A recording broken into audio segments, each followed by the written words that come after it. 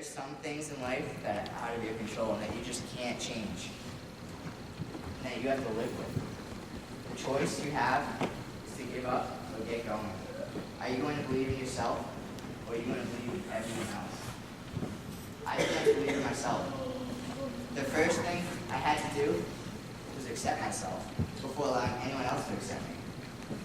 I accepted the things that were in my control and the things that weren't. I called upon my family to help me get out of this slump. I stopped pushing away my friends who truly see me as no different. I was beginning to finally realize my purpose. My friends accept me and watch out for me. I attended a little person convention in New York City a couple of years ago, where I brought along two of my best friends to show them what it's like to live in our world. We're in a meeting with all teenage dwarves, sitting in a circle and just kind of sharing our experiences, the ups and downs of being a little person. My best friend, Dylan Clark, he spoke and it touched me. He said that he doesn't like it when people stare, comment. He feels bad when these situations occur. He doesn't like it when I can't compete and take part in activities because of my height. He says that he would do anything for me. And at that moment, it surely made me feel like I belonged. I used to be the kid that would observe everything going on around me. I wouldn't interact because I would always feel like I was being judged 24/7. I thought I was a part of a minority that just shouldn't exist.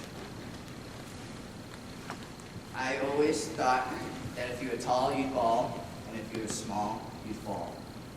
Until I decided to take control. I wouldn't allow myself to fall into that situation, and decided to put myself out there for everyone to take in. Of course, in the end, you're entitled to your own opinion, but I believe this strategy has worked. If I had the opportunity to start my life over from day one, be born of average height, I wouldn't. I like who I am. No, I love who I am and what I've become. I believe I have just as much potential as the person standing next to me. I put my heart and soul in everything I do. I have to work extra hard to be respected. I understand that nothing will come easy. I don't wait for an opportunity. I create them. My attitude changed the moment I decided to define what success is. Success to me, like life, comes in different definitions, forms, shapes, and sizes. To me, success is choosing what you love over what you're best at. It's about finding a passion and making something of it. It's about turning what should have been and what could have been to what it is. It's about turning tomorrow into today and bad news into gay. Those who want it never settle. Those who have it become addicted.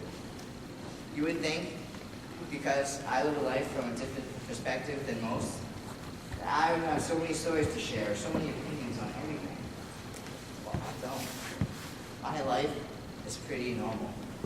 So I've created this atmosphere around me that I believe is normal. I feel comfortable living day to day in my own skin. I'm revealed to dreams and achieves. I know how this world works. I know I'm at a disadvantage.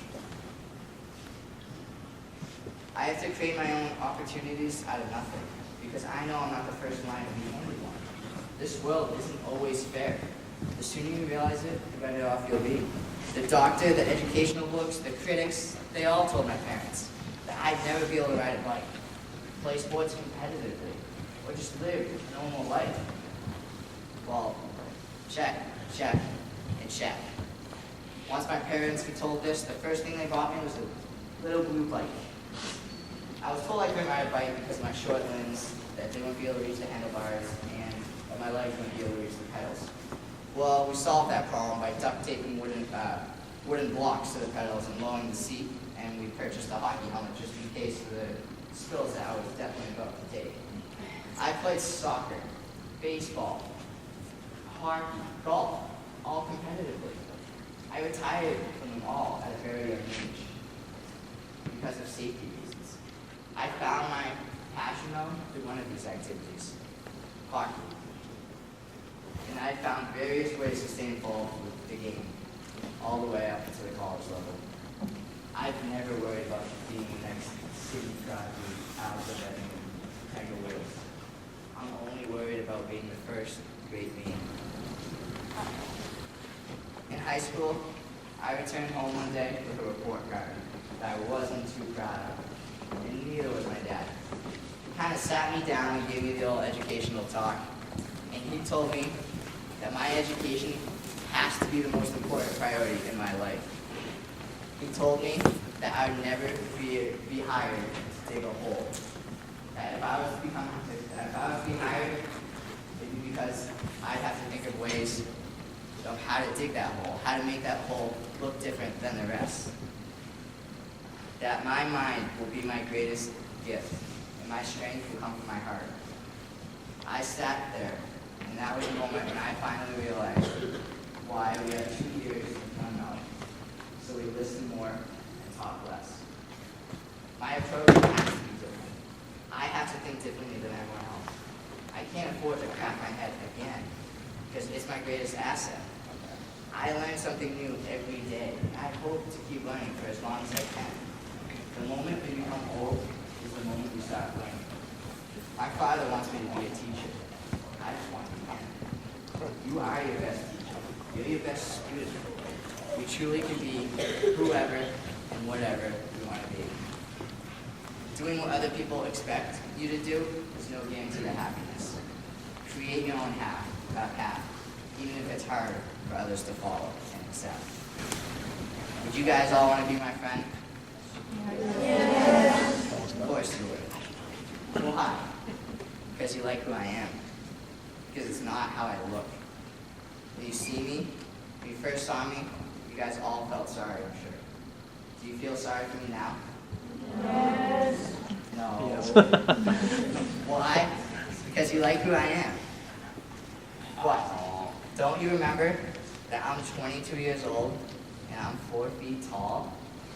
No, you totally forgot about it. You just don't see the disability anymore. You can take the environment you're given and change it into something you're most comfortable with. That will give you the best opportunity to succeed.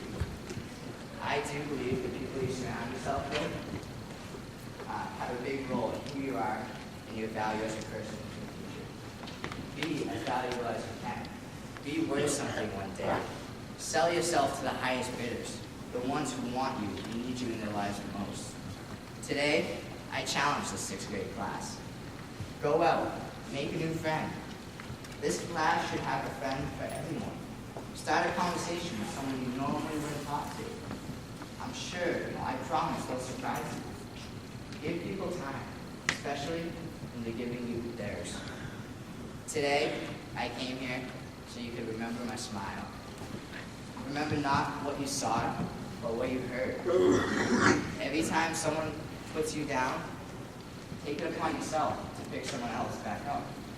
It's not the size of the gift, it's the size of the heart that gives the gift. This is a small world.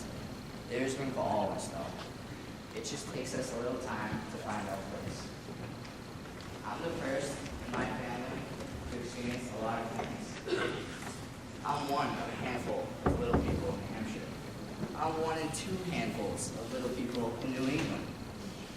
I'm just trying to make it count. I accept the role of being the voice for those who go through the different obstacles, daily obstacles of being different. I want to succeed. I have to succeed, so others like me can see how it's done. Today I talked about finding a purpose. Well, I found my purpose in my hero, Danny Duval, 5 years ago. Danny gave a speech just like this, just like me today, to my class at Trinity. I was so moved to the speech that I had to make it a priority to introduce myself. I told him that I wanted to be what he has become one day. I had a story, and I wanted to share it. From that moment on, he took me under his wing. I went along with him to various colleges around New England to watch and inspire a generation. He's the reason I started this Twitter account, Little Motivator. He's the reason why I try to inspire, motivate, and impact everyone I come across. He's the reason I found my voice. I promised Danny that I'd pick him up and drive him to my first speech, where he would be sitting, smiling, in the front row. Danny's not here today. See, Danny passed away suddenly almost a year ago from today.